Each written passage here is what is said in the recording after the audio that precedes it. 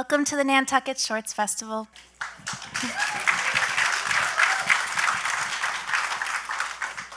Ideas are these teeny tiny seeds that are planted in the subconscious of our minds. They come from everywhere, right? They come from books and songs and dreams, conversation. Maybe some seeds have been with you since you were a child and they've been waiting to be watered, right? To be grown to the light. My name is Stephanie Sarah. I am the Director of Programming at NCTV, and I have experience in the television and motion picture industry. And over the 15 years that I've worked in that industry, one mantra has stayed with me since the beginning, and that is that to photograph means to print light, right? And it's a process to print light. Filmmaking is a process. So let's just talk about that for like a minute, because these films that you're about to see, these 12 films, they're made by makers who have surrendered to the process, right? They've watered their seeds by asking questions like, what do I see? What do I hear? Those are the fundamentals of screenwriting, right? Then they pick up cameras that were designed, they were engineered to replicate the function of the human eye, right? So they're taking the camera from their perspective and then showing images and, producing audio that tells you what they see, that shows you what they hear. And tonight we're here to watch their gardens in bloom. Thank you to the filmmakers who are making this night possible.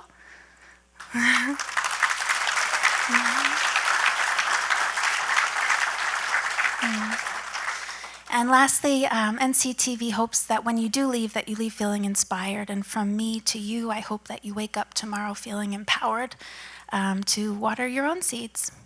So without further ado, it is my greatest pleasure to introduce our host this year.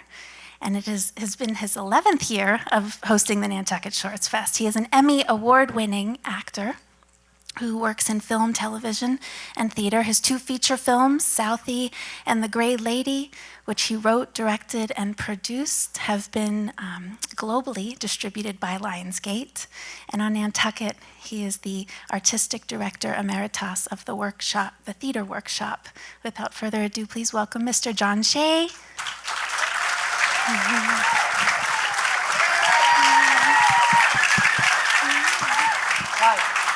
Thank you. All right, here we go. I brought my phone out. I was going to take a film of this, but you're already doing that. So this is to remind you to turn it off. We're going to see 12 films. I've just watched them. You're in for a treat. And you already know this if you've been here before. What I feel about what we have right here today is a love story. These are people made by people who love film and now attended by people who love film. So the Dreamland, it comes to life again. We always thank the people who made the Dreamland happen. That was a love story too. That's Wendy Schmidt and her team who rebuilt this. It's Alicia Carney who helps runs it. It's Josh Gray who programs everything. It's Paul Berard who makes the screen magic. Thank you, Dreamland. NCTV, what does it stand for if you've never been here before? Nantucket Community Television. Okay, so they do television. They all the sporting events. They do the town meeting. They do everything that you can see on channel 18 on your whatever your cable feed is. They shoot, but they also love film. And as you've seen just now, there's the New Moon Fest, and you'll hear more about that. But this today, we're going to celebrate at the Short Film Festival. And I want you to know, I want to repeat what they just said, which is that you can, if you have a story, you can make a film. And you know how you make a film? You go over to NCTV. You give them a call. You look on their website, and they'll say, "Oh, yeah, come on in." They'll come on in, and we have cameras. We have people who teach you how to edit. We'll have the most generous big hearts led by Lisa Getter, who we love. And Frank Schatt and Stephanie, congratulations. And Danny Driscoll and Maggie and Arlene O'Reilly and Kit Noble, the judges for today's event. I'm not a judge, but I'm here to enjoy, okay? So I think we can just go ahead. We have 12 films. What's gonna happen, you're gonna watch those 12 films. If you have a pen or pencil, you want to keep track of the 12, make notes of things that you love, but we're going to show them up on the screen again. You're going to vote on those. So this is an Audience Choice Award. It's like which one do you love the best? You know, who's the best new filmmaker? What film do you like? And then while they're tabulating those votes, I'm going to sit up here with each filmmaker. I'm going to talk to them about their film, what inspired them, how they made it. All right? So let's go on with the show. See you later.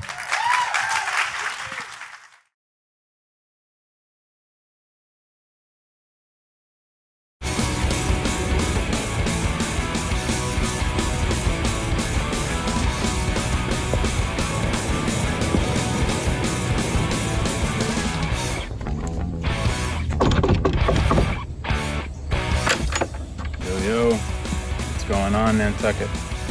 Welcome to my crib.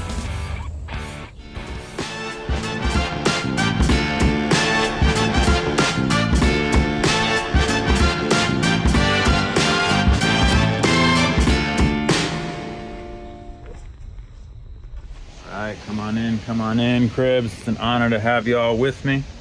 So we step in, first room of the house right here is my little foyer. My mud room. We got some kicks right here all lined up. Always like to have some awards hanging around, you know, some signs. We got some clothes hanging here. I don't even remember where I got that one. I just have it. Some kind of thing. We got my central air unit right here. Central air. This baby gets AC and heat into every room of the house. Pretty impressive. So we got that. We come right along. The next room, this is my refrigeration room. Got a nice whirlpool right there. Garbanzo beans, some dry storage. I call this part kind of like the kitchen, if you will, right here. Okay. We got some beautiful art hanging on the wall. You know me, I'm a big artist. Got to have the art.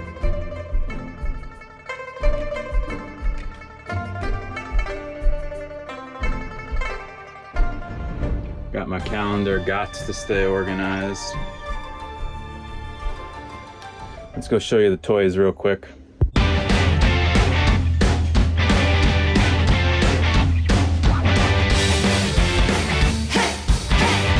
Lots of fun with those, you know what I mean? I'm in right here is my favorite room in the house, the home theater room.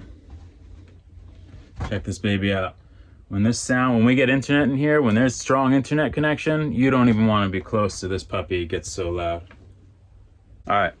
Let me go show you where the magic happens. Luxury right here. You know your life is good when you're 30 years old and you got to hop up onto your bed. We got the in-home library right here. Some world-class books. Music center. Got so many clothes, I can't even fit them up in here. You know how we do. Look at that. Just piles and piles of clothes right in that Marshall's bag. Under the bed storage, more music equipment. You know how we do, Nantucket, we always jamming. Always. Nice armoire. First class armoire. Money falling out of here, look at this, mostly money in there. In fact, let's go check out my neighbor's yard, shall we? This is, I'll show you his house real quick. Oh, sorry, no, not this, that. It's a lot sunnier over here because his house blocks the sun from my yard. You know what? Let me see if we can get a better angle. Actually, we can't hang around too long, but nice guy though, really nice. Like sometimes he'll throw out the scraps. So I always get a couple of bones, the pork chops and stuff. But yeah, that's that. So pretty nice neighborhood I live in, I think. All right, here we are back at the old homestead. Thanks a lot for coming by, NCTV Cribs. Hope you enjoyed exploring my little slice of heaven. Peace.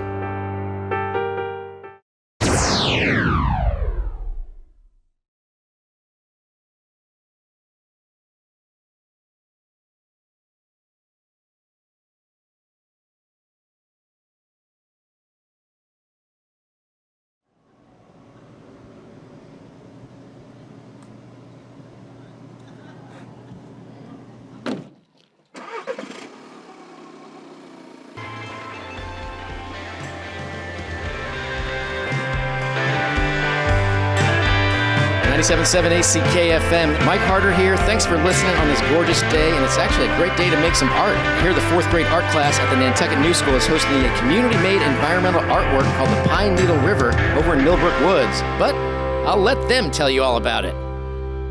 Hey Nantucket, let's make land art on October 22nd from 9 to 12. Come help us create a river of pine needles that flows from one pine grove to the other. We'll be on the north side of Gardiner Farm off of Millbrook Road near the apple orchard. Bring a rake and gloves if you have them. We'll bring the hot chocolate and coffee. So get out in nature and meet someone new while making art. Pine Needle River is made possible by the Nantucket Land Bank 108 Arts in the 4th grade art class at the Nantucket New School. Hope to see you there.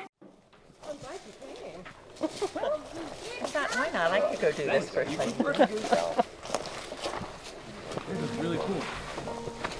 I finished this. Cool. Keep raking then. Good one, it gives them more.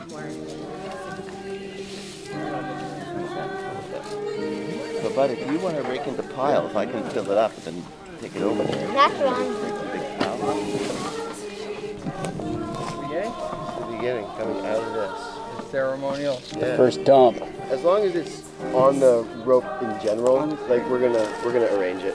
Yeah, I think that's the key. You have arrangers. Yeah. Nice.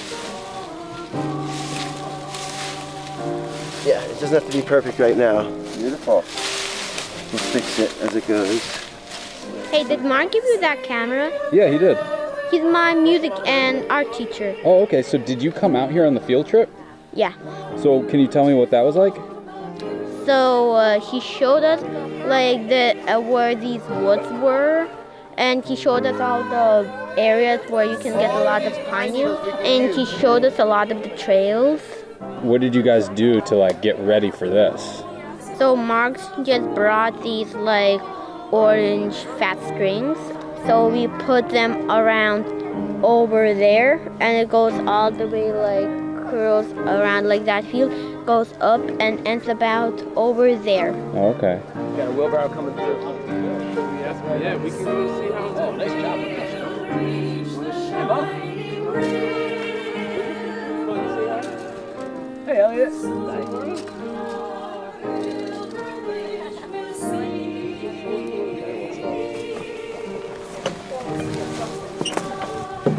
I'll get cold. Basically, as far as I'm concerned, it's just such a wonderful way to bring community together through art. Like of all ages. The kids are running around and some are saying hello to their teachers who just happen to be here from somewhere else, how they know them, and everybody's just getting together on this beautiful day and making something happen and getting in the dirt and in nature. So you can't beat it. It's looking great, y'all. We'll be able to make this look really good by the end of the day. Let's walk around. Come on, back to the harvesting grounds. Let's have salsa. Yeah, let's get some needles. Well, this was the path I was looking for. Yeah. It's starting to look like a river, isn't it? How long do you guys think it's going to last out here? 2 weeks. Probably a few days. Just a few days. I feel like 2 weeks. But it might rain soon. Maybe a week.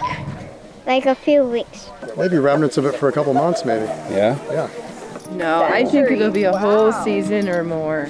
I mean, I think the remnants will be here for years, right? Years. Generations, maybe. Forever.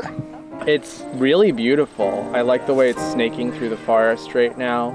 It'll be interesting to see too, as these decay or if they stay in the same place, what will grow underneath them. Wonder if next year we'll see greener grass. Yeah. Right in that. Like in a snake formation through the forest, yeah. All right, y'all. So glad you came out. Yeah. Hey. There's a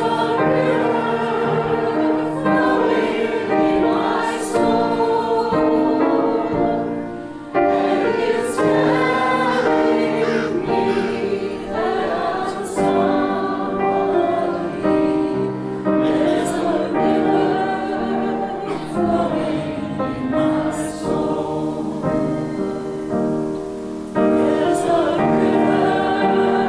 flowing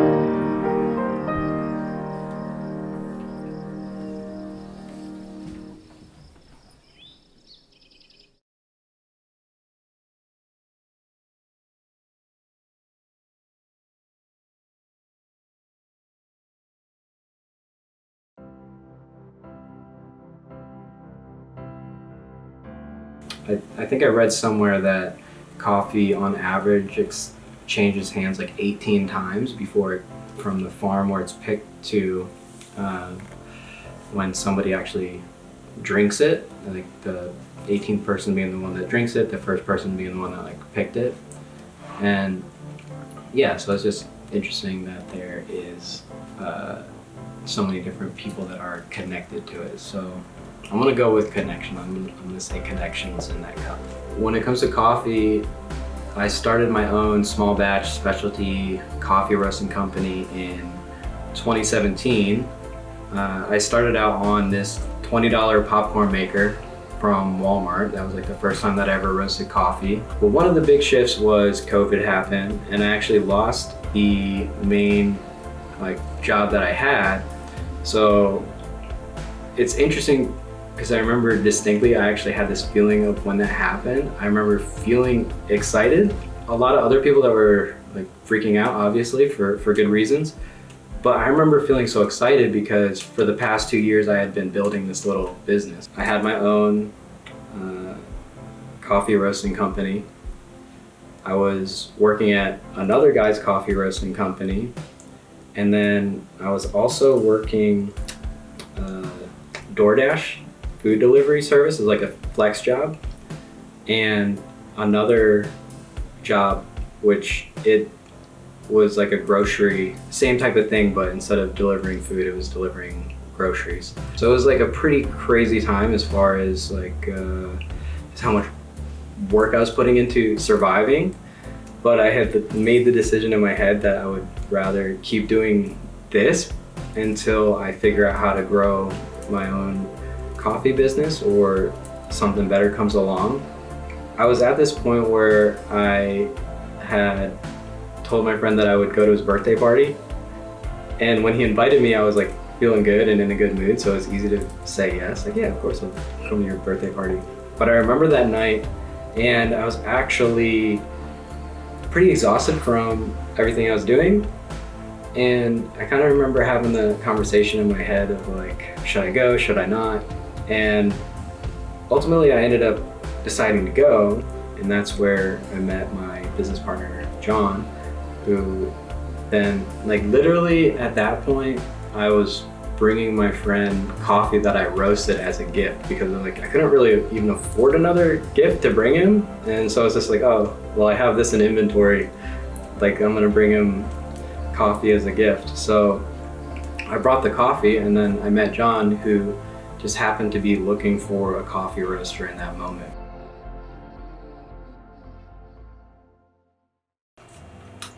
Roasted was started by a woman named Lynn Begier, who was into yoga and health and fitness. And she wanted to bring it together in a way for Nantucket. And so she started in 2017.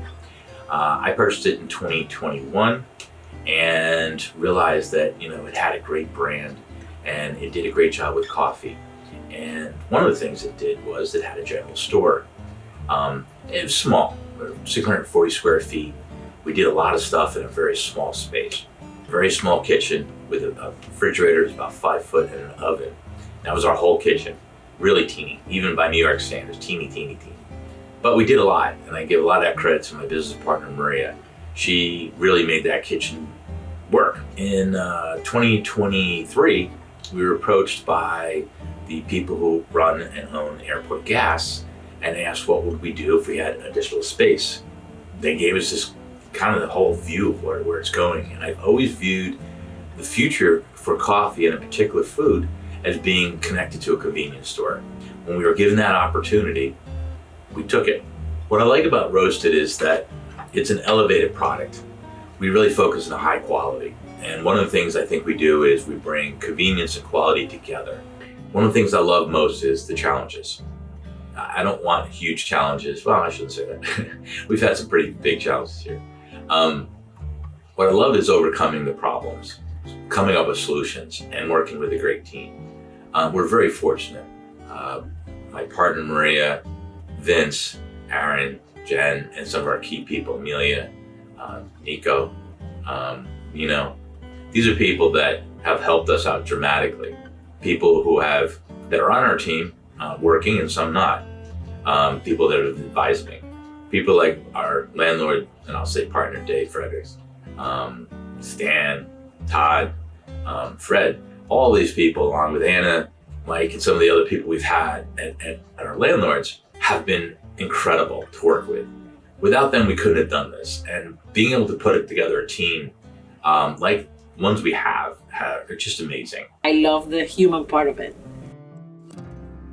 The connection with the year-round community. I can mention so many people that goes there and sits down and you start to know them. So I love the front of the house because it's something that I've been doing for over 30 years in New York City. And the back of the house is more, I come from the back old school of restaurateurs where no one talk in the kitchen. Only the manager could talk to the chef. And sometimes I miss that. Back then I didn't love it. I always enjoying cooking, and of course COVID opened a door of baking that I didn't know I had. So I started making sourdough and starting the good bacteria, and I was like, okay, I'm ready to do my own thing. And when I got to the health department, everything was like a wall. I hit a wall because no. And I went to buy some beans, coffee beans for my home. And I stopped at Nantucket Coffee Roasters. And I talked to Jennifer, who works there. And she said, and I told her, and I was like, oh, this is ridiculous, I cannot do it. She's like, well, why don't you talk to John? So and then I talked to John. And everything started with literally a home oven that only fit a 6 muffin. So I was making 6 by 6 muffins. And it started just with muffin. And I love quiche. One of my great memories with my mother in Paris was sitting down and eating quiche. And then little by little went to scones it was very hard for me to make scones. Nantucket is so definitely, it shows you when you see products is when the season starts, when the customers come with the summer people, the J1s. Summer here means all these new things, the new ingredients, new life. And it's a passion. I mean, it is a job, but a job is a job. I love what I do. I had always liked the idea of leadership across all things. Someone has like a dream or a vision for something, as long as it's clear, it's like actually clear to them. I feel like I always thrived on helping achieve that dream or realize the answer to the question, whatever it is. And then the opportunity for this new location came about, and I grew out of NCR, the coffee roasting facility, and grew into managing the baristas. My favorite part of coming to work every day, I thought it was the customers at first, but it really is the people that I work with, because they drive everything you think you've built, whether you have or not. And so watching everyone that we've hired this year, especially my first year, when it comes to hiring, like watching everybody grow has been pretty awesome. It goes back to the thing of like what's in a cup of coffee. Being present with people is probably, that's the answer. A cup of coffee should be just a moment.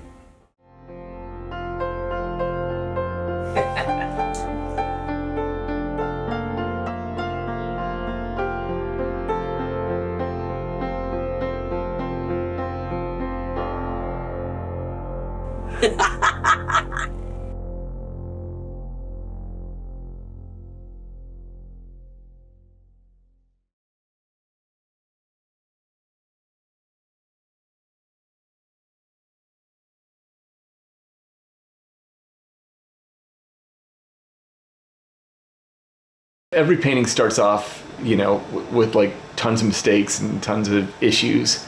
And the best thing for me is not worrying about the mistakes, and just like, if you're finding an area that's a problem, you just move to another area, and like, don't dwell on the issues that you're struggling with, because if you move to a fresh area, you'll come back to the area that was a struggle, and it will suddenly work out. The best paintings a lot of times are when you're not conscious of what you're doing.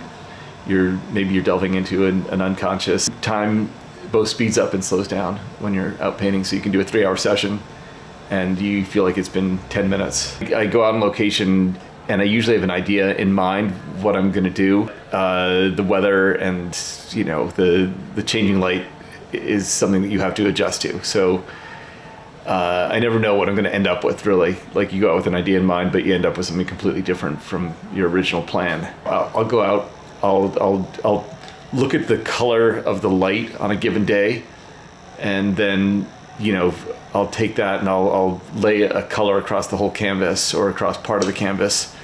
So say if I want to have like a warm sky, I'll go with a red or a yellow in the sky, and that will inform the whole process, because that underpainting that you put on ends up coming through as a ghost image and informing the whole painting, basically. Work in plein air, you got a lot of things that are factors. Obviously, the light, everything from bugs to wind. I've learned the hard way to set up with your back to the wind rather than into the wind. If the canvas blows up on you, it can end up in your face. So you learn the hard way, but good things to think about working outside. In terms of the process, I generally work in bold shapes. I work general to specific is the rule.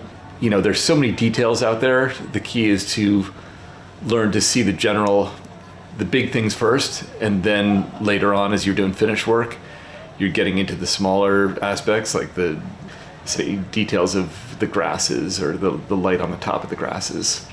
And the nice thing about oils, they're very forgiving, in that if some of the mistakes you make actually help make the painting more interesting. I paint very directly, and I'll let the drips come down, let the paint flow, and sometimes you end up with interesting effects from the paint and colors mixing that you don't expect. If you paint thinly, you can keep on changing things as you go. That's the beauty of it. One of the concepts that I work with, is painting negative space. So not painting necessarily the object, but painting the space around the object. So let's say you've got a horizon line. Sometimes it's better to paint the horizon down to the grasses, and then you make the shape of the grasses through the brushwork you're doing in the sky. I started out on Nantucket back in late 80s, joined the Artists Association out here. Nantucket was a hugely supportive community, and the Artists Association was a great venue to show work. And so I really got painting out here. I never looked back. It's been something I've been doing now for 30 plus years.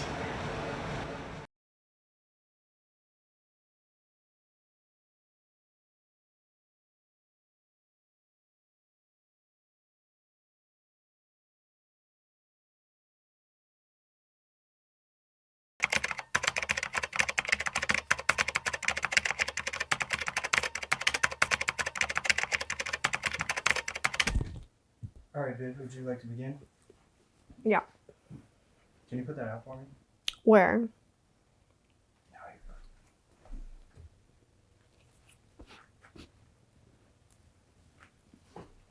All right, well, your friend called me. She sounded really worried about you. Why? Because I'm devastated? That's what the camera is. They help with my approach to therapy. Okay. Do you want to talk about the garden? No, not really. Why not? Because you don't understand. Well, explain it to me. I can never get it back. Not like it was. Not ever. But thanks for reminding me. You sound angry. Oh, do I? Of course I'm angry. It's been 8 months and I'm only halfway through my grieving program. They took everything from me. And they are? They are relentless, hideous, awful.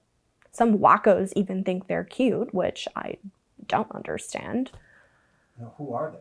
They're the Odocoileus virginianus. I mean anus. Sorry. The what? The deer you dip.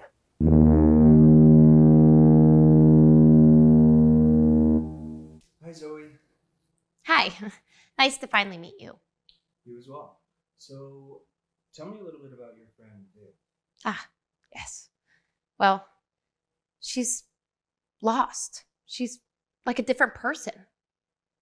Oh, just pretend like the cameras aren't here. Right. Yeah, sorry.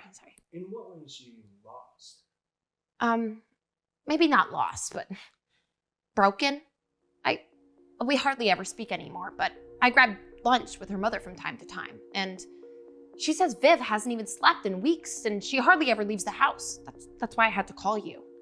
I see. And all of this because of the deer? Yes. You see, it's bananas. You know, between you and me, there's not many sane people left on this island, and I need my girl back, okay? I need her back.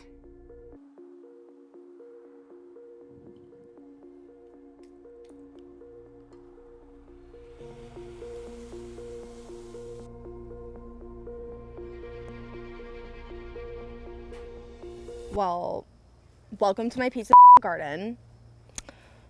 Here she is. First, it was my romaine. They ate it up. Moving on to my tomatoes and my cukes. I couldn't even make half the salads on my Pinterest board. I put up a fence and another one, which clearly did nothing because they came in ravaging my sweet pepper bush. The girls are lying when they touch my bush. I'm sorry that you had to see that.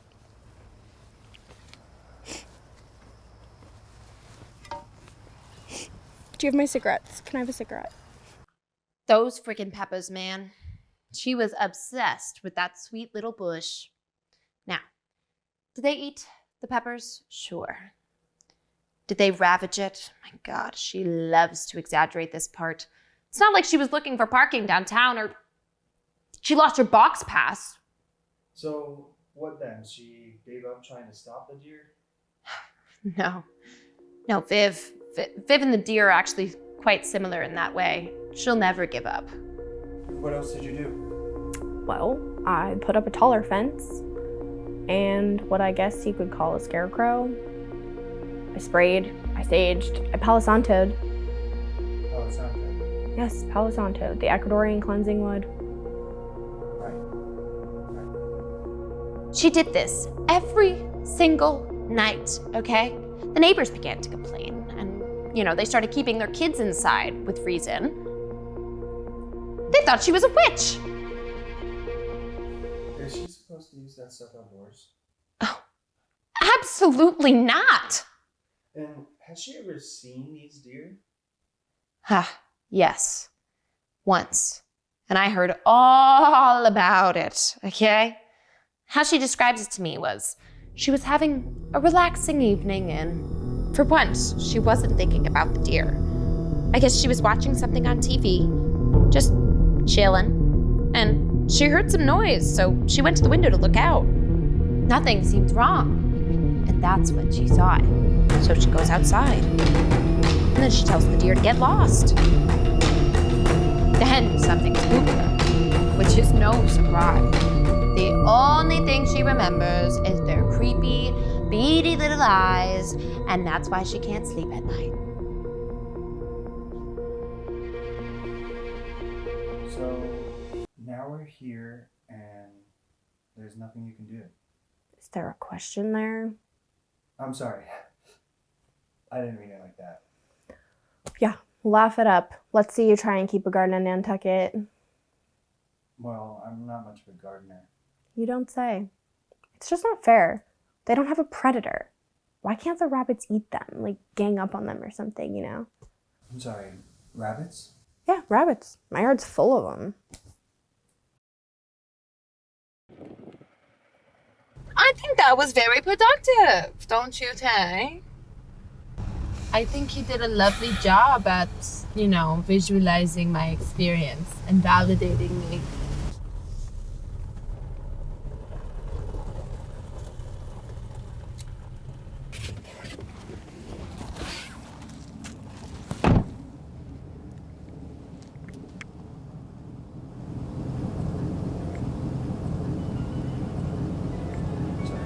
Rabbits? Yeah, rabbits. My yard's full of them. Full of them. Full of them.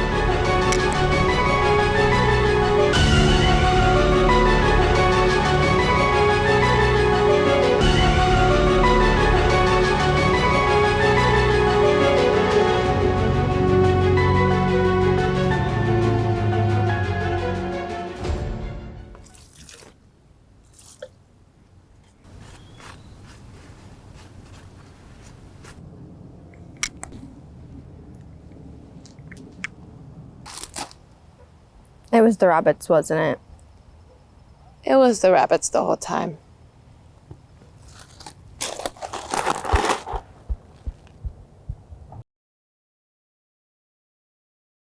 I told her about the rabbits. And she didn't believe you. No! Her words exactly. Rabbits don't eat that stuff. Are you on mushrooms?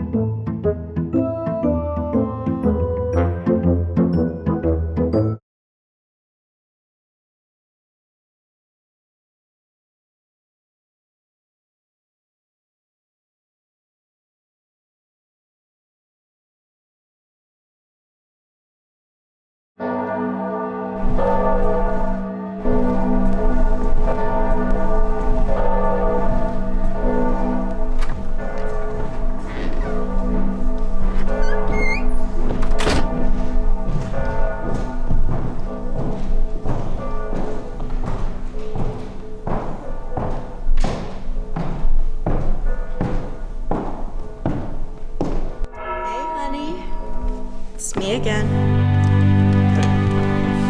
Do you remember that cut I got during my remodel? I mean, sure, it was small, but man, did it hurt. And I kept scratching at it, and it was really itchy, and I remember almost booking an appointment with the doctor. I was so worried about tetanus. And I remember saying you can't get tetanus from a plastic cup. And then you told me to stop picking at it. And I did. And soon enough, it didn't even hurt anymore.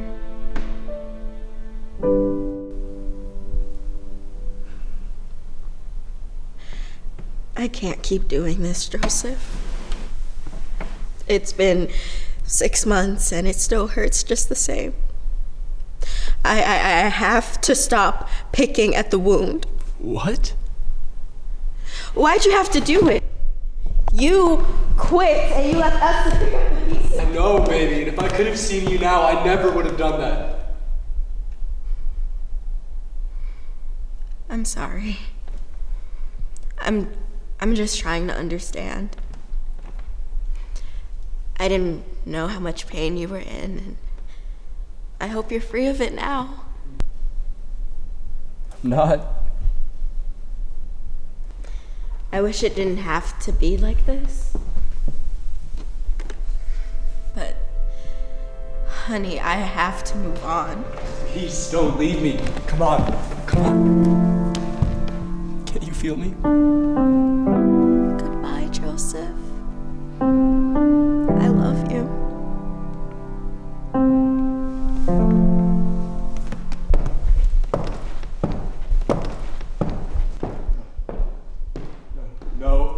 No. go.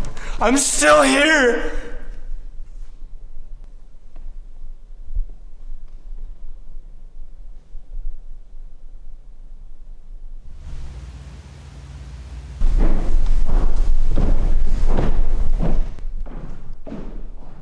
I'm still here.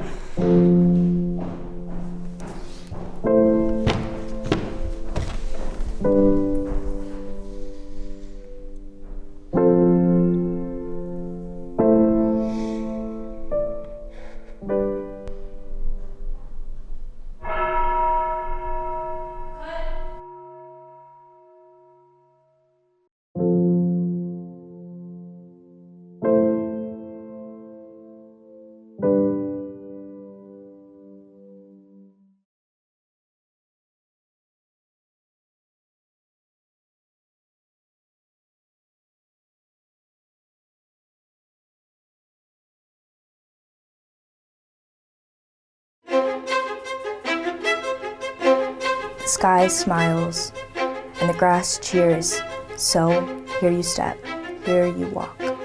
Breathing laughter, hearing wonder, seeing pride, feeling quiet.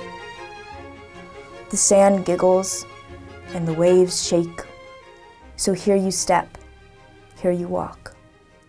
Awake in, still, your voice burns, your eyes sting, your mind trembles.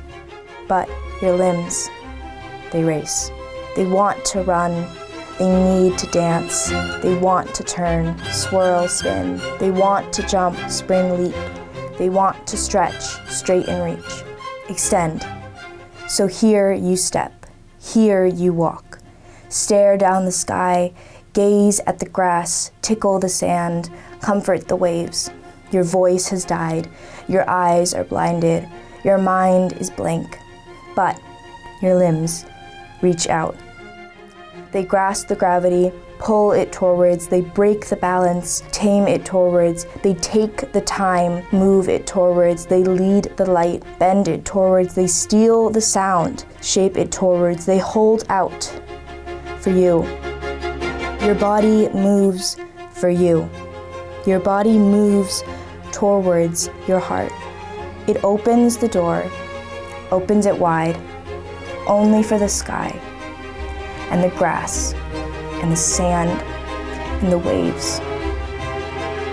Only for the spirit. So here you step, here you walk. You never needed voice, you never needed eyes, you never needed mind. Let your body take control. So here you step, here you dance.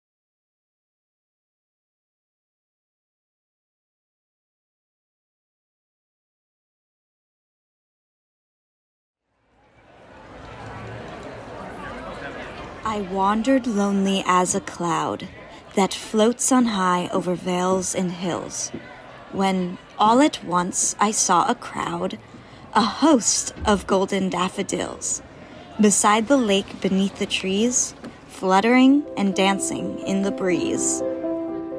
The Daffodil Festival is a wonderful weekend at the end of April in Nantucket. All of our daffodils planted on the roadside are out. On Saturday morning, there's an antique car parade. Activities for the children and the dogs, and the Nantucket Garden Club with the American Daffodil Society hosts a major flower show. It started by Jean McCausland. Jean was president of the Nantucket Garden Club back then and loved daffodils because our rabbits and deer don't eat them, and they love our sandy soil. It started out as just a flower show. Then as we planted along Milestone Road, Jean and some other town members had antique cars and said, We need to have a parade to go see them. She and her husband were the founders of Gourmet Magazine. Consequently, when you got to Sconset, at the end of the parade route, you had to have a picnic. Daffodils have always represented hope for people, sort of hope for the future, hope for things to be better. And I think here we look at it as a spring awakening.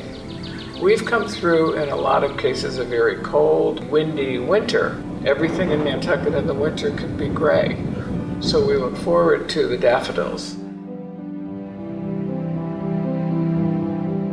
For oft when on my couch I lie, in vacant or in pensive mood, they flash upon that inward eye, which is the bliss of solitude, and then my heart with pleasure fills, and dances with the daffodils.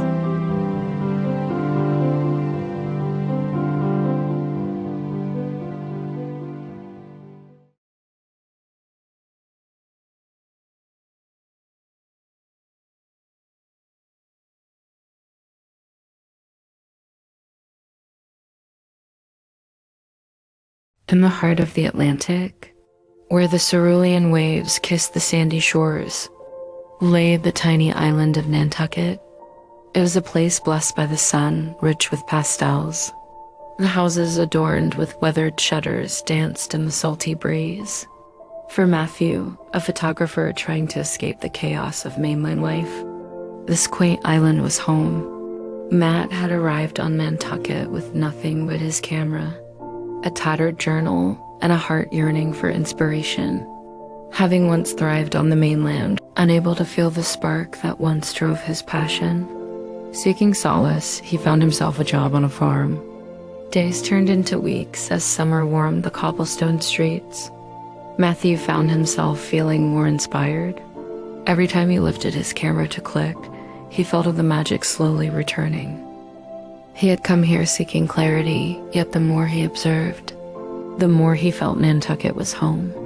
Matt took to wandering the island, letting his feet meander along the paths less traveled. He discovered secluded beaches where ivory sand met jagged cliffs. Whispering tales of storms and sailors, he stumbled upon hidden gardens bursting with life, their colors vivid against the backdrop of weathered homes. But every shot he attempted felt safe and lifeless, as though the island itself was humoring him. One late afternoon, Matt set out with no particular destination. He wandered towards Cisco Beach, where the golden rays were beginning to stretch long shadows over the dunes. The surf danced playfully, inviting and foamy, while the laughter of beachgoers embedded itself in the salty air. It's not what you see, but what you feel. Matthew clicked away, this time not forced, but inspired. Stories began to thread. A sense of belonging that felt oddly unfamiliar yet profoundly right. Each time he pressed the shutter, he saw what resonates deep within the soul. He filled pages of his journal with sketches, thoughts, and newfound connections. Nantucket was more than his temporary haven, reminding him that beauty isn't solely in what meets the eye, guiding him home amidst the endless expanse of the ocean. The faces of the locals, the textures of the island's landscape. When the summer sun dipped below the horizon, Matthew felt a warmth ignite within him. It was meant to be.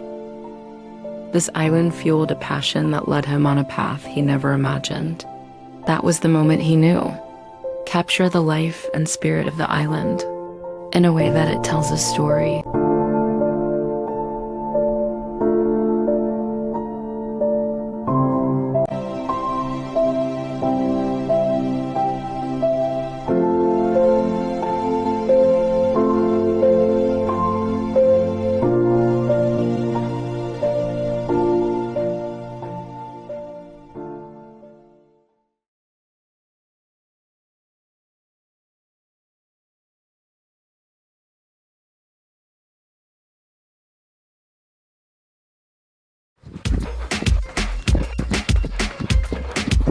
such a magical spot for me here. It's just so majestic. And the sun rises here from the east. To me, it's really where God starts his day. And when I'm running down the dirt roads and heading off for my run, I always practice an attitude of gratitude. At this moment right now, I pray for my family, I pray for my father, and I pray to have a good day and not get angry. Cause you know you need discipline, and you can get it on, my friend. But don't wait too long, because you're singing that same old sad song, and I can be there if you need me to, but you gotta be where we can push on through. Born in Tewksbury in 1969, Scott was placed for adoption shortly after birth. He found a nurturing home with Barbara and Vito Capizzo. Vito, in particular, became a legendary figure on the island, coaching the high school football team for over 40 years. His remarkable career is honored with a local stadium bearing his name, and the Capizzos were highly esteemed members of the Nantucket community. You know, being the son of a legendary football coach, it casts an umbrella over you, and you're always living under his shadow. Scott's childhood was shaped by the pristine Surfside of the 1970s. Though somewhat isolated, his upbringing was similar to that of many Nantucket kids, surrounded by loving parents and a close-knit community of year-round islanders. Scott frequently reminisced about the iconic Compass Rose in Nantucket Town. Ever since I was a young boy, I've been fascinated by that mural down there and all the possibilities that it could have. We only had encyclopedias and the Guinness Book of World Records and Wide World of Sports. After high school, I knew it was time to get out of here and explore. I got in my Jeep and drove all the way to California by myself, 45 miles an hour uphill, 65 miles an hour downhill.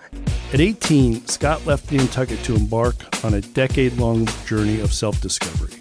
His path diverged from a conventional college route, incorporating a mix of higher education and various life experiences. During this time, Scott met new people, attended concerts, explored music, and indulged in snowboarding, and embraced a myriad of life experiences. I met a lot of people out there, all different walks of life, a lot of hippies. It was really an amazing educational experience. I probably learned more out on the road than I did in the classroom, but that's another chapter. So I was young, I was in my early 20s, and I was letting the partying take over a little bit too much. You know, I had gained some weight. It started to cause some problems. You know, it affected my family, my father, my mother, you know, and society as a whole. I just wasn't a contributing person to society. I started eating away at me from the inside out. I was having an incident where I thought I was having a heart attack, and you know, I was gonna go to the hospital. I had to go to the hospital. So I'm in there, my dad, so they call my dad. He's there, he's holding my hand, and I remember him going, "Please God, don't take my only son, don't take my only son." Well, I just remember waking up on that morning, the next morning. The gentleman is in his 60s, had a major heart attack right next to me. I'm 30 years old. And I'm going, what the hell am I doing in here? It was time to leave. We got into the elevator together, and it was just me and him in the elevator. I turned and looked at him, and we both just looked at each other, and I could just see. I saw how bad it was. I saw it in that look of just disappointment and confusion and just pain and suffering. You know, I saw everything that I put him through, and it friggin' broke my heart. So I hit rock bottom, low tide. I was having anxiety attacks. I couldn't sleep at night. I'd wake up, my heart was pounding. I was going through, I couldn't even walk to the end of the block. I was having back pains. 30 years old. I was taking a crap on the toilet and my gut touched my leg right there. I said, I gotta change this. And I started by walking, just walking to the end of the block. But what I did was, I did it consistently. And I stayed on it. I ran all winter, every Sunday. I got it up to 8 miles. I could only run once a week. It'd take me all week to recover from that once a week, but I didn't miss one Sunday. No matter what the good Lord gave you for weather, I was out there in it, running through all the winter storms, through through the heat, whatever it was. And now I'm in the races. Not only am I in the races, I'm placing for my age category. I'm coming in second and third. Dude, I'm kicking ass, 54 years old. I beat Doug Flutie in the marathon by an hour and a half. At the Boston Marathon. Yeah. I was starting to get my life together, but there was a void. A friend of mine said, "Do you want to meet an Asian woman?" And I said, "Yes." And when we met, it wasn't serendipity. It wasn't kismet from the beginning. I was still heavy at that point, and she was like, you're too big for me. And I said, "Honey, I'm gonna lose the weight. You watch." I was smoking cigarettes at the time. She wouldn't kiss me because I smell like cigarettes. She wouldn't kiss. I said, "I'll quit smoking cigarettes." She goes, "If you quit smoking cigarettes, I'll give you a kiss." I quit smoking cigarettes. I haven't smoked in 14 years. Well, it's been like 12 years. Anyway, it's been a while. Yeah, so that happened. I had finally met a woman that I felt was worth working towards. This woman stood up to me and said, "No." And I was amazed. Finally, someone said no to me. I love that. She challenged me. She brought the best out in me. A year from that point, I was married, and a year after that, I had my first child. So it really happened quick. Something clicked inside of me biologically. My parents thought, geez, I'll never have grandchildren. I was 40 years old, still living at home. So I'm over at this house, and they're watching this one dude, DJ, and he's scratching, he's mixing beats, and he had everyone's attention. They were enthralled with it. Raymond Cologne, DJ Shotgun, my buddy, the Blue-Eyed Bandit. I first saw him DJing when we were 23 years old, and it blew my mind. He was scratching, cutting, mixing beats. It was like he was juggling. And that's when I decided I need to do that. I need to learn that trade. I started getting gigs and I was terrible, you know. I had a lot of bombs, if you will, a couple bombshells. So I definitely learned the hard way.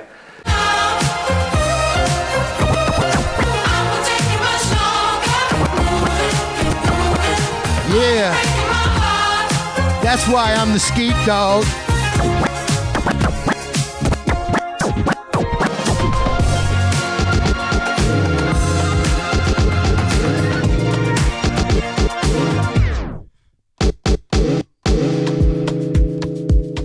Oh my God.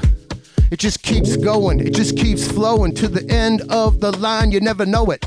Cause I got enough energy to push it through to the 2000 G's. I'm gonna hit 2050 before you know it, and I'll still be DJing and running them marathons. Cause I always gotta get it on.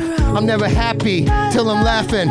At the end of the finish line, I'm crafting. Yeah, you gotta feel the pain, or else you'll never feel the gains. Just last week, I was DJing. I got a 96-year-old man up off his walker, dancing, going, "Come on, Bob, come on, Bob."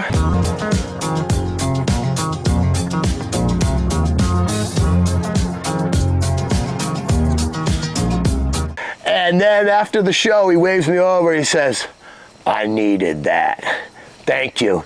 That puts ginger in the old spinal cord, if you know what I'm talking about." In the past, Nantucket has given me so much as a community. And moving forward into the future, I want to ensure my family can also remain here.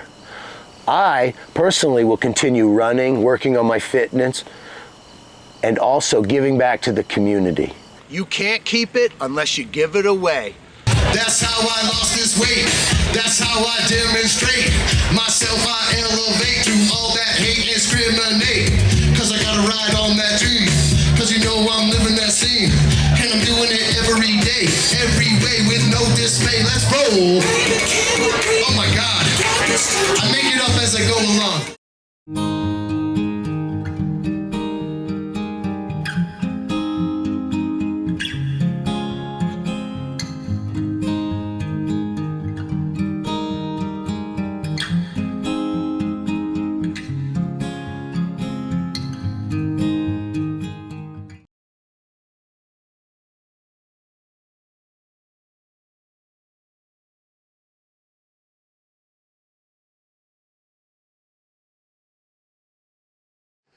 What a zoo. They're all over the place.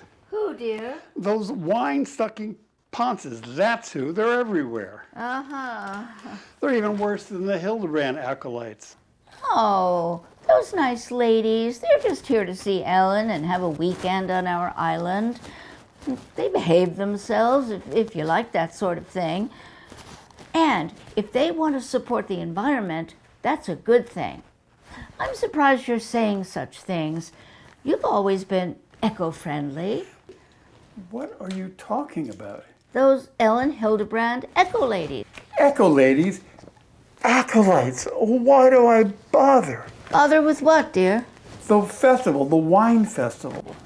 Well, we certainly do have a lot of festivals here on this island.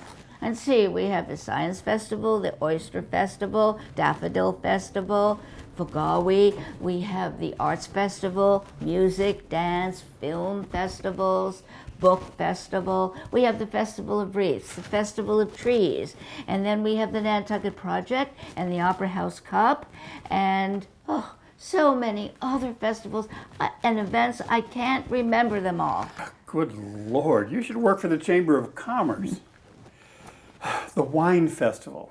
I was walking back from the corner table and I saw 3 glassy-eyed masters of the universe stumbling off to their next event.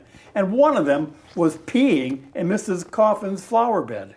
Oh no, not on her pansies. Did he really pee on her pansies? Pansies? I don't know. Which ones are those? Well, what color were they? Hell, I don't remember. Pink, I think. Oh no, even worse. Those are her peonies and they're her favorites. She will be so upset. Upset? He should be glad that she wasn't home. She would have trimmed his branch right down to the root before he could zip it back up. She doesn't cotton to dogs, much less 40-something drunkards peeing in her flower bed. Ugh. I'll be so glad when this weekend is over and those assholes get back to Boston or New York or wherever they came from, and we can get back to a semi-normal life. I'm tired. I'm going to bed. Good night. I'll be right up. Good night, Elaine. Good night, George.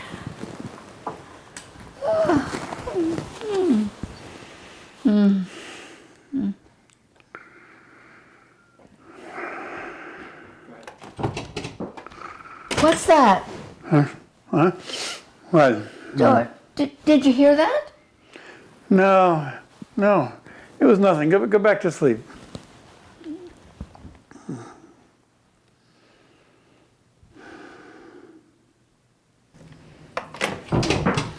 George, I heard noise coming from downstairs. It was probably the cat. George, we don't have a cat.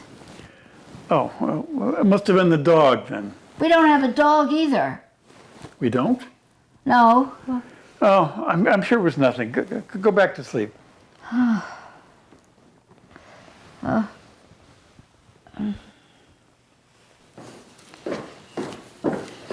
George, somebody's coming up the stairs.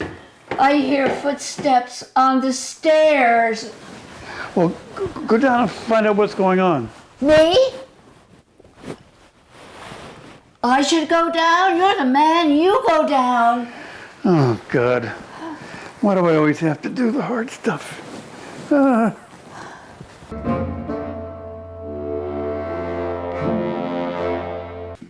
Hey, what are you doing here? Oh, just put my bags right over there. All I have are hundreds, except for this. Oh, what time is breakfast? I want an egg white omelet, Canadian bacon, Ethiopian high country coffee, freshly ground and French pressed, local honey, and cranberry scones. Gluten-free, of course. Oh, and be careful polishing my shoes. They're genuine Italian leather. $6.50 a pair. You can't sleep here. Of course I can. Now, go away. So what? I made a reservation on my black Amex card for $900 for this room. And I plan on sleeping right here. So go away.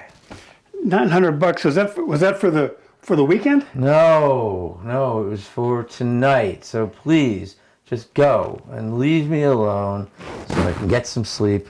I've got an early morning wine pairing session.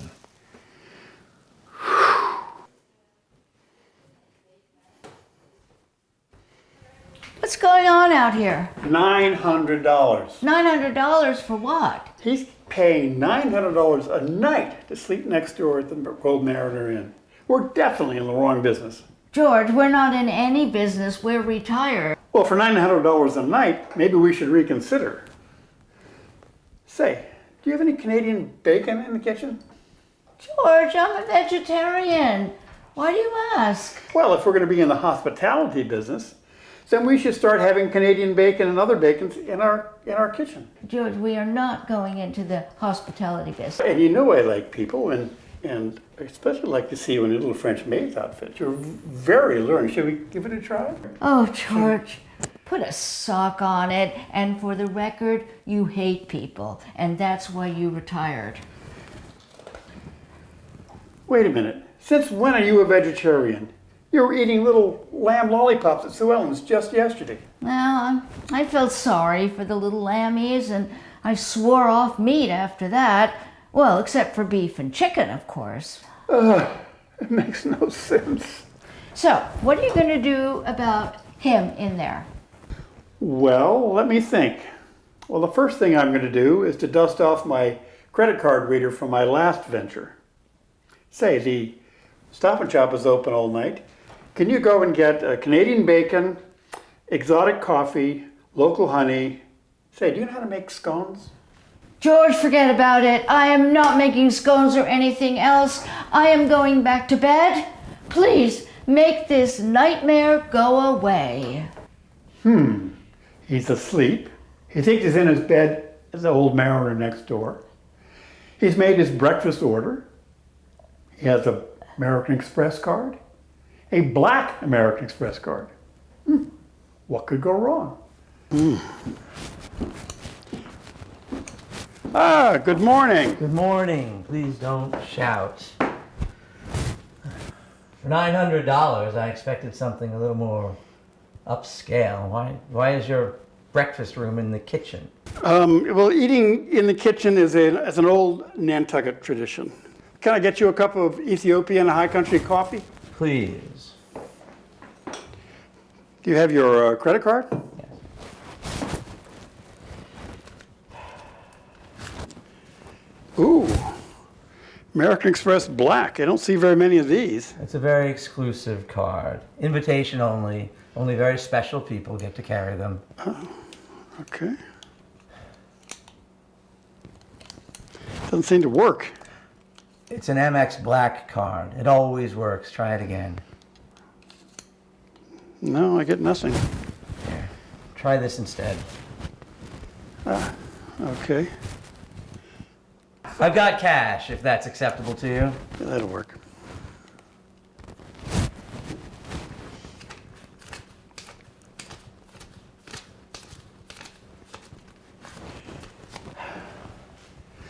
Say, where's my bag?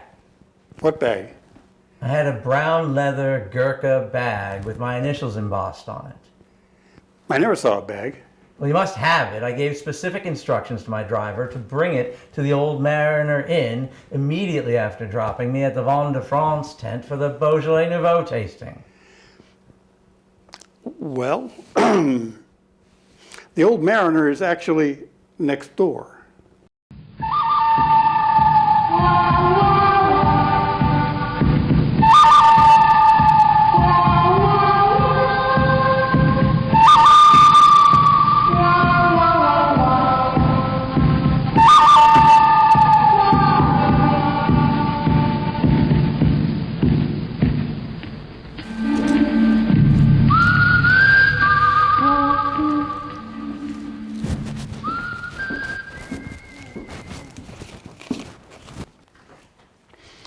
Good morning. Where's the intruder? Breakfast is ready, dear. An egg white omelet, Canadian bacon, Ethiopian coffee, wildflower local honey, scones, gluten-free, of course. Enjoy.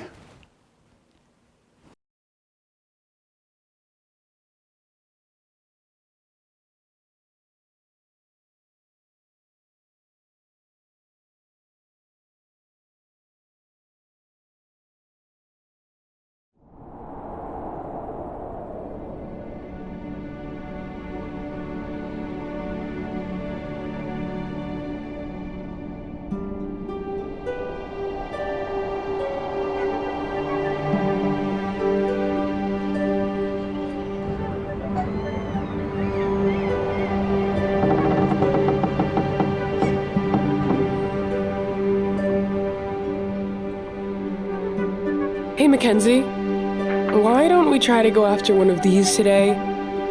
No way. Oh, come on. There used to be troves of those fish, but one day they all dried up.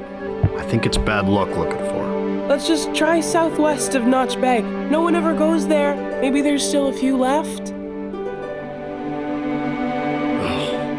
All right. Yes! We'll go, but just this once. But if we don't catch anything, it's coming out of your paycheck.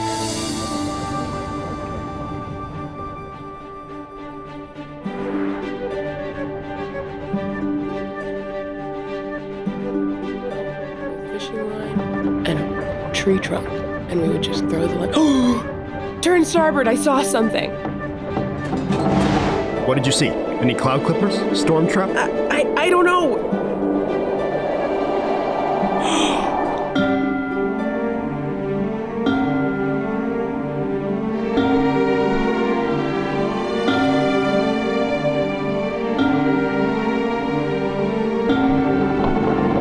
What is that thing?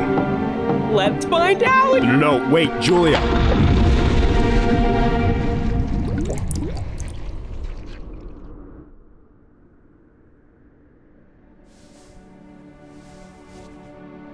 You've got to take a look at this.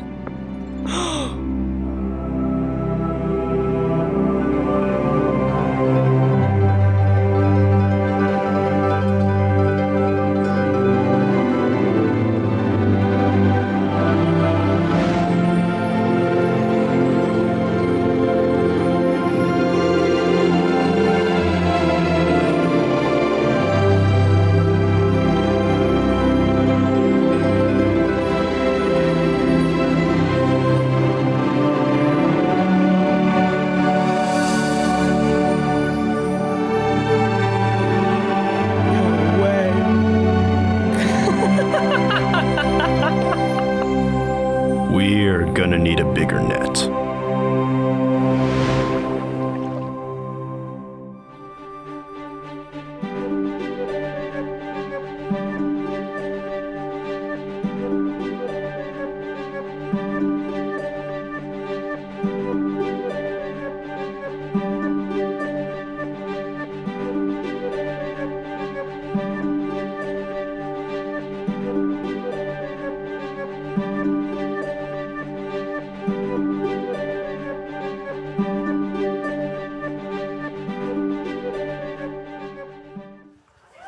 Okay, so let's welcome John.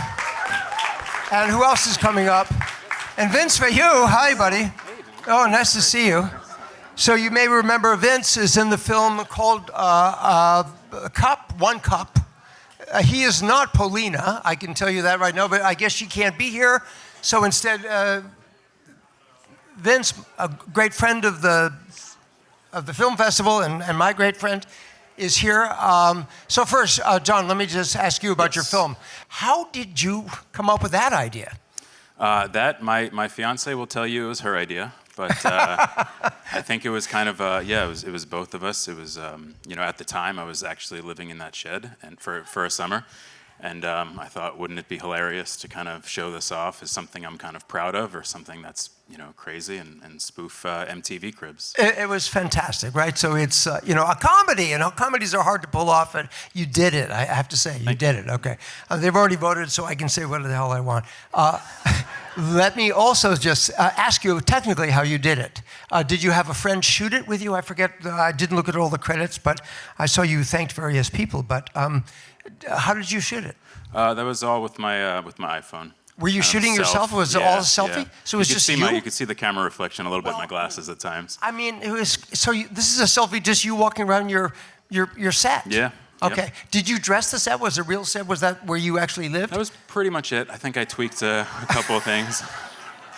You know, so it's cinema verite is what we're talking about. It was really funny, and of course, then to pan over to show the mansion next door, and you know, the guy's a really nice guy. He throws you, lamb chop bones every once in a while. You know, you can't stick around too long because he's probably got cameras everywhere. Anyway, it was fantastic, right? Have you made another film, or is this your first film? This is my first one I've submitted. I think I make more like kind of sketches, comedy sketches, and shorts. Are you a comedian as well as a filmmaker? Yeah, I'd say that. Yep. Okay, fantastic. All right, well, I would say keep doing it. Thank you. You know, because you're both funny and you're a filmmaker, and congratulations. Thank you. You know, really good. Thank you. Really good. Vince, I know Vince Fayou is one of the best actors I've ever met. We've worked together before. I've known him since forever. But I helped run the theater workshop, and Vince has been a star in many, many plays. But he also has this other hat that he wears. We've done Moby Dick together for years. He plays Ishmael. You know, he's just a phenomenal guy. But you're cleverly disguised also as an entrepreneur these days because you're helping run Roasted out at the airport gas thing. And we just watched that beautiful documentary.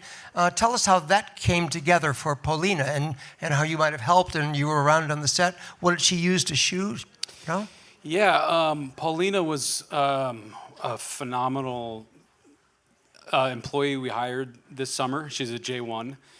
And she, when we hired her, she was so timid and reserved. And there was, not worry, but it was like, how do we get this fire out of her? You know what I mean? And I worked with her very closely, and she helped me learn so many things about just managing and leading people, but she ultimately became our head barista and led the teams through the whole summer. And how did she shoot it? Did she shoot it with an camera, iPhone? Was it a little camera? It's what she goes to school for is film, and okay. So she wanted to make a sort of documentary about the store to submit to her college for school. So she's not here now. She's a university student who came here to work for the summer, and then made a film in the course of the process. Yeah. Wow. Yeah. And how was it edited? Do you have any idea? She edited it. She edited it, so she shot it? She shot it, she edited it, and... she went around to all the principal guys and people involved? Yeah,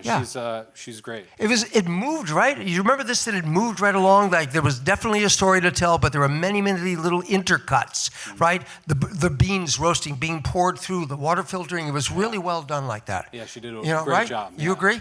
Okay. Anything you want to add? I have 7 seconds before the next people come thank up. you very much, everyone. Thank you, John. Vince, you were great. Everybody was great in the film. Thank you very much. I'm guessing you're Luke. I'm Luke, yes. Nice to see you. And Jackie, hello. Nice to see you again. Nice to see you again. Wow. So that was a surprising film. Tell us how that germinated and how you had this idea. Well, I think it speaks for itself that there's a deer problem eating gardens on Nantucket. For sure. So I think that's kind of where it came from. I've heard a lot of stories of people losing their gardens and having emotional reactions to that. And then we threw in the twist with the rabbits in there. Oh, it was really funny. Did you write it together, or tell me how the story evolved? Did you improvise with the actors, or did you have a script? Yeah, it was actually like a team effort. Jackie and myself, my cousin Sawyer. Where's Sawyer? Oh, there you are. Oh, yeah, you were great. Stand up, take a bow. This is the neurotic. Yeah, you did a great job. Yeah, so it was very much a team effort. We kind of put something together and then just tweaks here and there. Jackie definitely had some of her own, some improv. Like what? You were the friend who was really concerned about her mental health. Yeah, you needed your friend back because Nantucket doesn't have a lot of sane people, right? Yeah. Well, I find that like a lot of friend groups tend to stick together here, and like it was the same thing. Like if I lost my best friend, I would be really sad about it. Right. Here, or whenever I have friends that are like, I'm moving off island, I can't stay. It's like gut-wrenching. So there's that. But my first house that I ever moved into, I was really excited because it came with this big like little It's like this trough like thing where I could plant like herbs and garden a little bit, and I was so excited for it. I went out to Bartlett's. I spent like $100 on plants to put into this thing. And then literally like 2 days later, I come back and it's right on my deck, of course, the deers and the rabbits, both of them ravaged. Got it. It was gone. So yeah, I had a personal attachment to this story. The tone of the film, which is played with a straight face, like is I think what makes it so funny, because we really, empathize. But the word ravage, which you just use, she uses in the film. Let's talk about just the technical aspects, because there are people in this room, hopefully, that'll be inspired to tell their own stories and make their own films. What did you use to shoot the film, Luke? Actually, we were very lucky to have a lot of NCTV's help with the camera, sound, lighting. Jackie actually used to work at NCTV, so I know. We had a lot of expertise in that area, so we were very fortunate and very grateful to NCTV for allowing us to use that. And I think it helped us kind of present what we wanted to in a good way, a more kind of professional way, amateur/professional. No, it was beautifully done. Let me ask you this about the sound too, because you had this beautiful score, and then it would cut, it would stop back to your interview, Actually, I'll let Jackie talk about that. Yeah. She has a lot to do with the sound editing. She helped us a lot, and I think just kind of like trying to dramatize the moment. It worked. Like, it worked. Cut it out, and then, of course, ridiculousness just ensues from there. But that's what makes it funny. Yes. Right? Shout out to royalty-free music. It's very good. Royalty-free music. Yeah. Music is so essential to each of these films. Don't you agree? I mean, there was a lot of great music. And I wrote down a lot of the music credits just because yours was zapsplat.com music, right? So Zapsplat is a free site? It's a free site, or I think you created an account and did a free trial for it. But it's basically you could spend hours just looking through and just listening and listening and listening. And we kept listening to these random and you'll find a lot of junk on there, a lot, fun sound effects and whatnot. But we were trying to find something that was moody and also kind of dramatic. That really fit the tone, and so we were just listening and listening and listening, and it took so long, and then finally when we got that right one, that kind of it works. Yeah. Well, let me ask you: do you have an idea for another film? Are you working on something else, or would you now, having done this? I mean, maybe. Oh yeah, like a Zoe spinoff, something. I mean, I don't know. Zany Yes, friends. the further adventures of. It seems to me that you have talent. You definitely have talent. So I would just encourage you to do it again. Something. Write it. Improvise it. You have a great cast. Your cousin is awesome, and so I would just go for it. Thank you. And you know where to go because of NCTV. Yes. But fantastic. And do you live on the island? Yes. You do. Okay.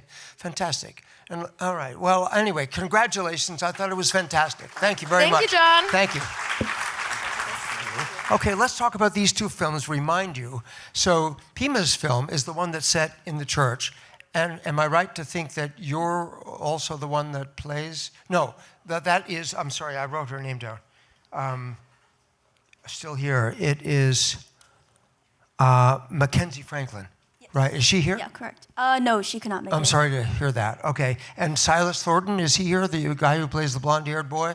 He could not make it either. He couldn't be here either. Okay. Well, let's just start with you for a second. How did you come up with this idea? Because it's very different in tone from many of the other films. It's a drama. I mean, it's really, really interesting. So I'd like to hear what inspired you.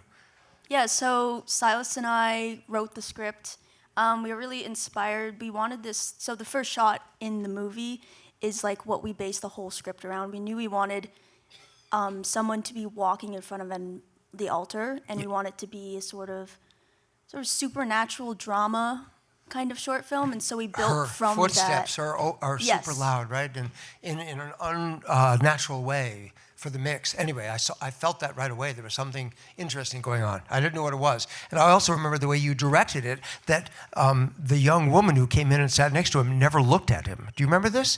She never makes eye contact with him. She never looks at him, of course, because we discover later on in the film that he is dead. He's not there, but the beauty of the piece is that he's still there. And that's the poetry that you brought. And I thought you did a really, really good job. So congratulations. Beautifully shot, beautifully directed, beautifully edited, everything. So congratulations. Let's talk about your film, right? Right? I want to get my notes to this, brother. Hang on 1 second. The Nantucket Click.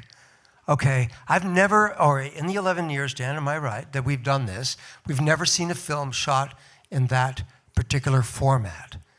We've also never seen a film that was a series of mixed still and videos, and we've never, in my opinion, never seen a film that was narrated so beautifully by a woman, even though it's your story. It's like she's telling your story that you wrote, right? So you're the writer-director, and in a way, the star, because you're the only person who appears. So how did this idea emerge for you?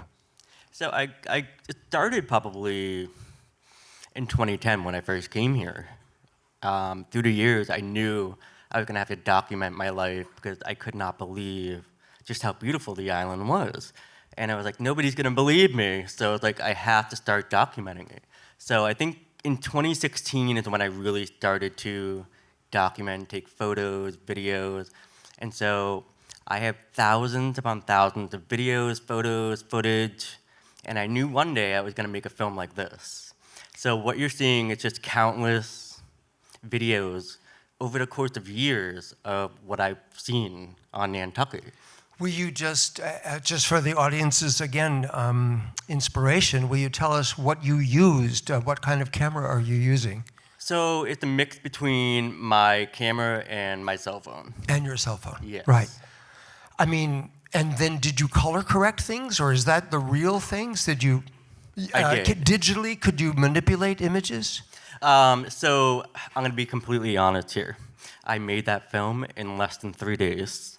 My friend told me to make it, and I was like, okay, I got this. So in 3 days, I made that film, all like editing it, putting music on it in 3 days. Okay, so wow, right?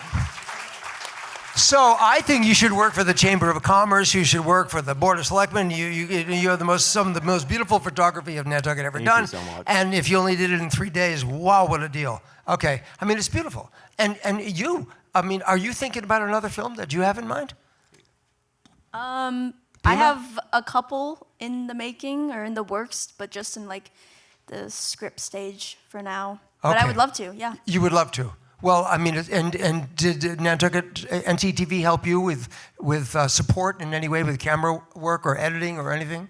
I actually got all of the professional equipment from, so I was at Semester Cinema, which is like an off-campus program where we get to basically make a full-length feature film. And so we used their equipment to make this feature film, but we were in St. Paul's Church, so they let us use their space. Well, you did a fantastic. I would encourage you to do it again, for sure. And I would definitely encourage you to do the same thing. If you did that in 3 days, imagine what he could do in 3 weeks or 3 months. So anyway, congratulations to both of you. I think you're both fantastic, you know. Your films are, these are the two, let me remind you about their films. So Sophia Rees directed the film called Daffodils, right? It's called The Dance with the Daffodils? Dancing Daffodils. Dancing Daffodils, that absolutely beautiful film that captures everything that we love about Nantucket, right?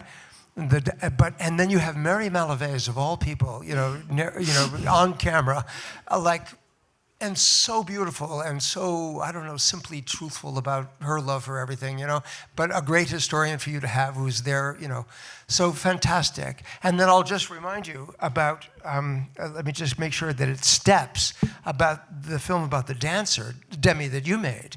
And that fantastic, so they're both in a way similar because they both combine poetry with cinema. So since you have the microphone, why don't you just start, what inspired you?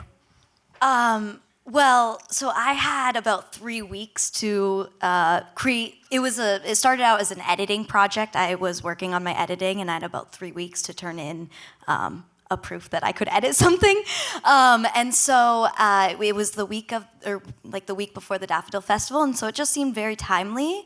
But also, I just love that time of year, like completely reawakens me. I get so dark and lonely and depressed in the winter, and when the flowers start to bloom, I get awakened with inspiration. And so it was kind of two things at once. I was forced to do it at that time, but also it was the perfect time to be inspired to create. How did you come across that poem by William Wordsworth, which was so perfect? That actually has been one of my favorite poems for a while, because of what I was saying about the awakening and the, just in the winter when I'm sad and lonely, I think about what is coming, and it comes every year, and how excited and how dancey I'm gonna feel. Yeah, because he captures in the poem, but then you found it and you bookended the film with it so perfectly. Yeah. So beautiful. What did you use to shoot it? I know you and NCTV are intimately knowledgeable,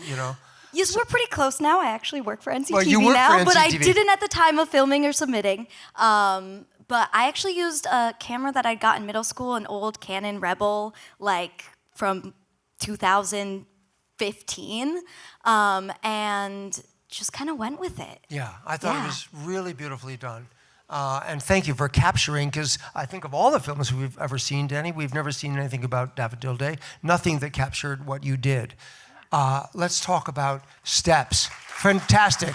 Let me just say also about Sophia, she's a fantastic actress, another member of the Theater Workshop Company. She's multi-talented. Let's talk about Steps. So are you a dancer as well? Yes, I do ballet with the dance studio. Okay, Dance space. you do with the dance studio here. Yeah. And so, so you were thanking a few people. You danced Michelle, who helped you with the choreography. Yes. Is she part of the dance studio? Yes, she's the teacher. She made it, created it, and owns it. Okay, so she helped you choreograph that with the dancer. Tell me about the dancer. Is she a member of the company with you? She's me. So that's you? Yes, that's oh me. My God, I'm so sorry. Yeah, no, people. I was. Well, you transformed on the screen. I had no idea. Oh, you were beautiful. Thank you. Well, and the film, and did you help edit things? Yes, she helped quite a lot. So am I right, Dan? The timing with the music and the poetry and everything that you did and the movement and the cutting and the editing, it flowed absolutely like a piece of music. It was just absolutely fantastic. So is this your first film? Yes, this is my first film. Okay, so you're going to do it again too, right? Yes, of course. Yeah, I think you have to, but you've already found one teammate. You have NCTV in your team now. You have all the dancers on the island. Mm-hmm. So you have an idea for another film that you might want to do? I had a couple at the start, and I'm probably going to follow through with them. But if I sit down, I can come up with many ideas. Yeah, so good. That's the secret. Yeah, and then just and the beauty. What was your running time? They both ended up coming out at about 2.5 minutes. I thought that they were beautifully edited. They were short and sweet and to the point, and they told a story beautifully. And who wrote that script? Did you write it? I wrote the poem, you wrote the and I made the dance. So she's a poet. So, do you live on Nantucket now full time? Yes. Lived here all my life. You lived here all your life. I'm sorry I've never met you before, but I have to say you're a writer, you're a dancer, you're an actress, you're a producer, you're a filmmaker, you're like Sophia. And clearly you have connected with each other, and I just encourage you to keep going because you're great. Of course. Thank you so much. Thank you. Breakfast with George. So that's the cinematographer, and a well-known cinematographer on Nantucket who shot many, many films with us over many years and worked at NCTV and may still do so for all I know. And then you, is this your first film with the Shorts Festival? I think first film ever. Yeah. So fantastic. So are you friends with Scott Capizzo? Would you admit to that in public? I think pretty much the island is friends with Scott. He's well known. But I was out here for the 4th of July, and I was just downtown, and I was seeing him do his form of DJing, really kind of an artist. And he just was rapping but he also knew so many people in town, and he was able to incorporate their stories into his story, and it was just so authentic that I approached him and I said, I need to, know more about you. So we spent a couple sessions, did some shoots, and then he said, let's do something creative together that we can both be proud of. And we worked over the summer to create that piece. Okay. Had you been aware of the Nantucket Shorts Festival? And were you making the film for this particular festival? I made the film specifically for this festival. Okay, well, fantastic. And thank you for doing that, because you captured something of the wily beast. And it's an inspiring story, right? I mean, so how long did it take you to interview him? So this is very different from the last two films that we just talked about. This is a documentary feature. Yeah, it's a documentary. I'm fascinated with life stories. Yeah.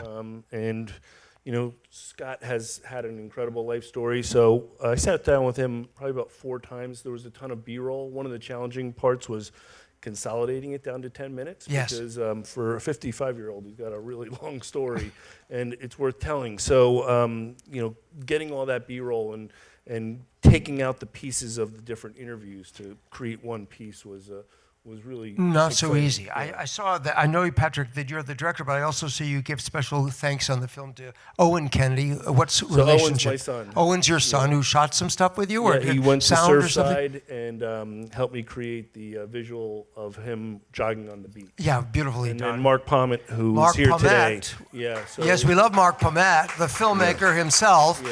who's also been in our film festival. But to get Mark on your film was a stroke of luck. Exactly. So congratulations. Thank His you. father, of course, being the great Terry Pommet, photographer extraordinaire. So Larry, let's talk about how you ended up. I know you and John Copenhaver know each other well. How did you end up shooting that film, and how did you shoot it? What did you actually technically use? So we owe a great deal of thanks to Karen McNabb, who's the star. Oh, there's of the film. actress. Oh, Karen, I didn't see her hiding there, darling. Who plays John Copenhaver's wife in the film. That's a very brave thing to do, knowing John the way we do. Anyway, I thought you were fantastic, and we want you back at the theater workshop, okay? So tell me how you shot it. Did you shoot multiple cameras or one at a time? Or? Yeah, we used the EX3 from NCTV. Of course. An antique. Right. And so tell the audience what that is. It's a digital camera. Technically, yeah, it's high definition. High definition. Yeah. So you're shooting on cartridges, little hard drives. Sure. And then what do you do then? You bring it back to NCTV and you ask them to download it. Tell them about the process. Thankfully, I shoot it, and then John takes over from there. He didn't want to drag an editor into it. I begged him, get an editor. Yes. I mean, I saw that it was the only film that didn't have an editor. And since film is the most collaborative art form of all, I would recommend that he does have an editor the next time. John is so peripatetic. He's into so many beekeeping and boat building. He built his own boat. I know. He's a fantastic individual. No, he's one of a kind. And you may remember that he won the award here several years ago for a short film. Yes, I do recall. But I would also just say that he was the actor, the director, the writer, the editor, that it might be fun to bring other people into the process to give it different points of view. I would recommend it, yes.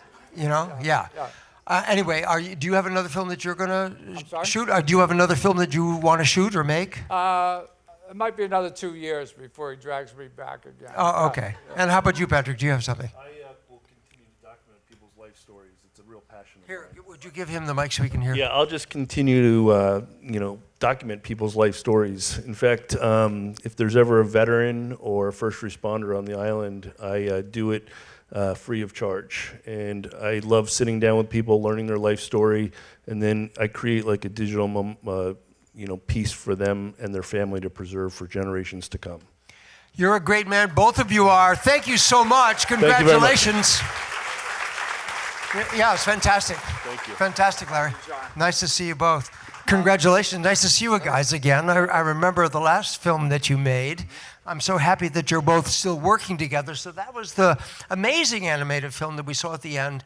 Do you want to tell us about, so I don't know what to say except that you guys have made animated films before, right? Yes, we have. And are you doing this professionally now?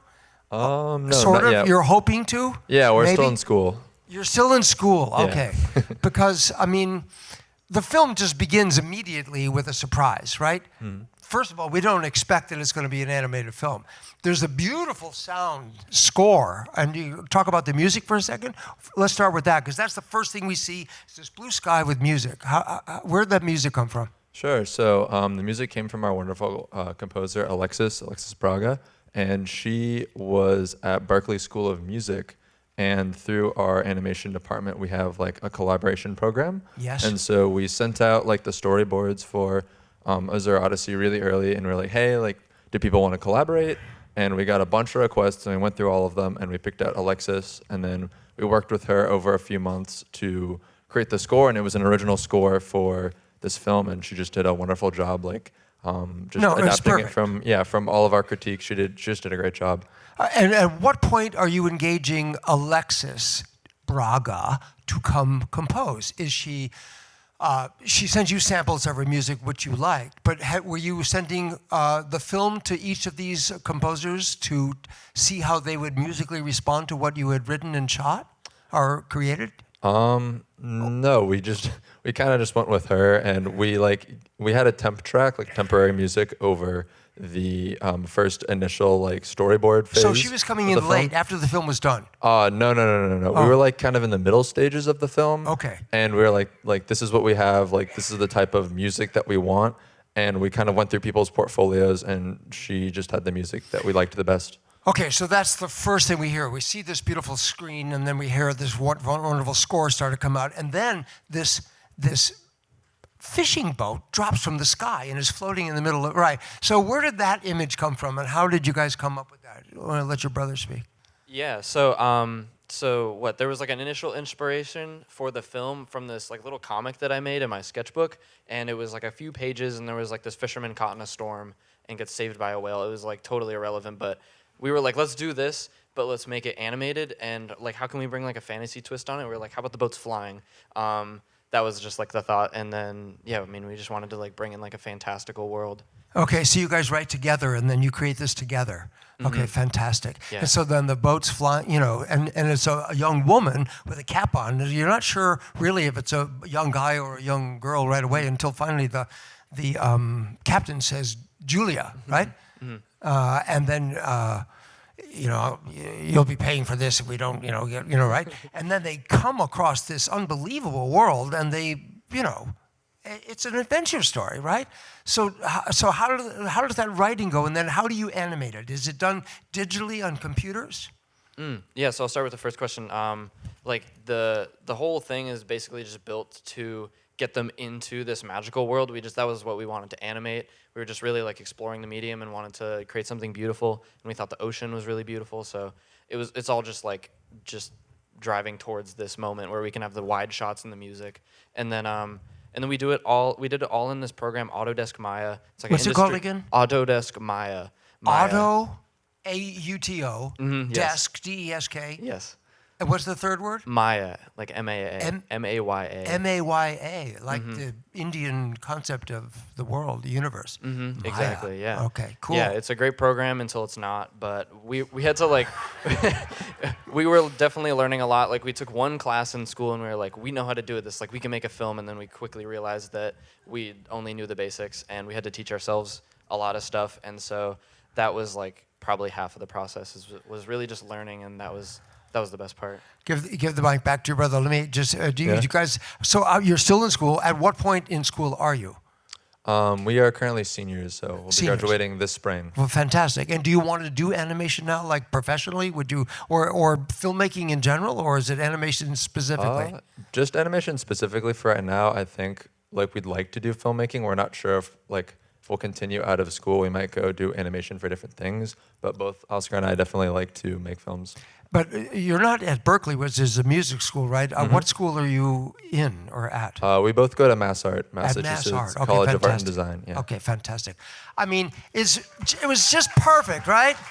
It was short and sweet, a beginning, middle, and end. What's the running time for the film? It's like 2 minutes? I think, yeah, like 2.5, 3 minutes Right, maybe. with the credits. Right. Yeah. That's all you need to tell a story if you got a story to tell. I would say congratulations, stick with it. I'm looking for feature films from DreamWorks, from anything you guys want to do. It was fantastic. Yeah, thank you for coming back. Thank you. Thank you. Thank you. Thank you. All right, I think that's it. We have Lisa Getter, the executive director of NCTV. She's mounting the stage bravely against here she is, and she is going to announce I'm going to hold the mic for her. Thank you. The Best New Filmmaker Award goes to John Eboli with Nantucket Cribs. The very first film we saw.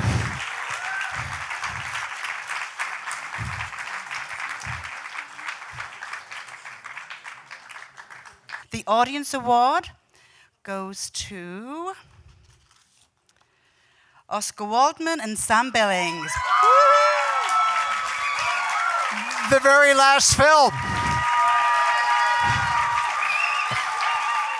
Congratulations. And thank you all for coming. Thank you so much. Have a great night. Hi, this is Maria Partida here, and I have the winner for the new Best Filmmaker. Hi, yes, I'm John Ebley. Nice. Congratulations. How do you feel, John? I feel quite surprised, to be honest, but very, very good. This was a lot of fun, yeah. Good. Are you thinking on doing it again next year? Yes, for sure. Actually, as soon as this kind of ended, I was like, all right, I got to get to work for next year, figure out some, because of course I'm watching my own film, I'm only looking at the flaws and what I can do better next time. So, that all happens with time and experience. Do you already have the idea of what you're going to be doing next year? I don't. No, I'm always kind of, I have a whole list of ideas, but it's just about, sitting down and getting them done, that's the hardest part. How do you get inspired? It's tough. Sometimes the ideas just kind of come, and if I sit down right there and write them out, that's the best way, I think. But other times it's a lot of discipline and kind of taking an idea that I think is great and sitting with it for a while. I have screenplays that I'm in the middle of writing that I have been for 5 years or something like that. It's just kind of, I'm just now starting to really learn that it's a discipline to sit down and write and execute those little inspirations. Do you want to thank anyone? Yeah, definitely.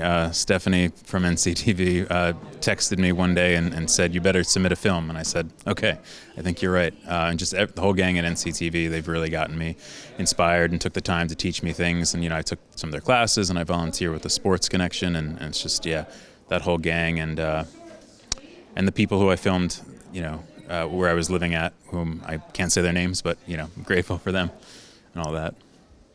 Thank you so very much and congratulations again. And we all thank Nantucket Community Television. Thank you. Hi, congratulations. How do you feel? Oh, just super flattered and honestly surprised. There were some amazing films in the show today. Yeah, I'm just kind of overwhelmed with emotion right now. I mean, to just hear our names up there is just crazy. Is this your first try? First try at what? Your first film? No, this is not our first short film, but this is our first time working together on a film, and that was its own challenge, for sure. Mm-hmm. Yeah, this is our, I think third or fourth film at this point. Yeah. Mm-hmm. Will you think on doing another one next year?